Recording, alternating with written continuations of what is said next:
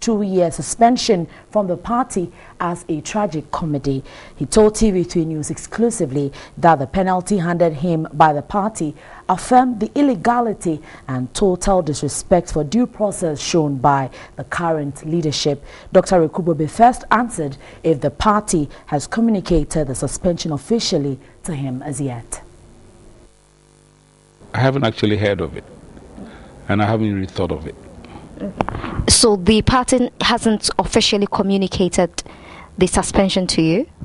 Not that I'm aware of, no. I heard the director of communications apologizing profusely for letting the matter leak before I was given a letter. So, quite frankly, it is not on my radar at all, because I think the manner in which the whole thing was done is infuriatingly unacceptable. For me, the whole thing started off illegally and has completed illegally and without any sign of proper conduct. Okay. You did mention that the party lacks credible leadership? Well, I think so. I think it lacks credible leadership because it is not really functioning in the true traditions of the party, which believes in rule of law, freedom of expression, diversity of opinions, respect for our elders.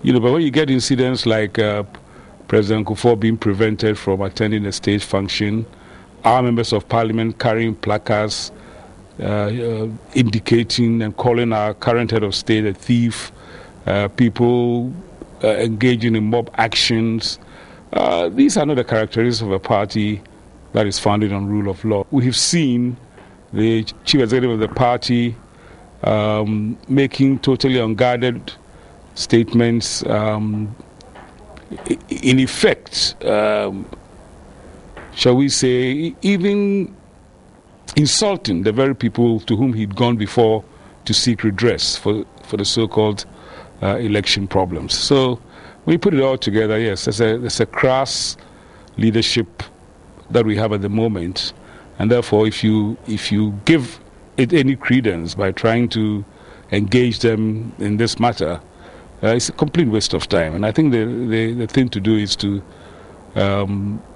join the process for getting a credible leadership for this party and prepare it for 2016 elections. That is what is important. The party saying that you should refrain from commenting on the party, you shouldn't endorse a candidate, you shouldn't talk about the party on any platform. In other words, all your privileges have been annulled. From which law or from which base do they make such a pronouncement? It all adds up to the lack of credibility about the people who are at the helm. They don't even know what they are about. In the parlance that I'm used to, they said they can't organize a piss-up in a brewery. They lost an election that Ghanaians had voted for, and instead of walking away with their tails between their legs and allowing new leadership to emerge to fight for and win power, they're just operating on brinkmanship and violence. That is tantamount to reducing the chances of the MPP in the forthcoming election. So in the next 2 years, what will you be doing? First and foremost, we must change the leadership of the party. And in the next year or two, in the next few weeks, the processes which have been unduly delayed by the people in the incumbency now must start.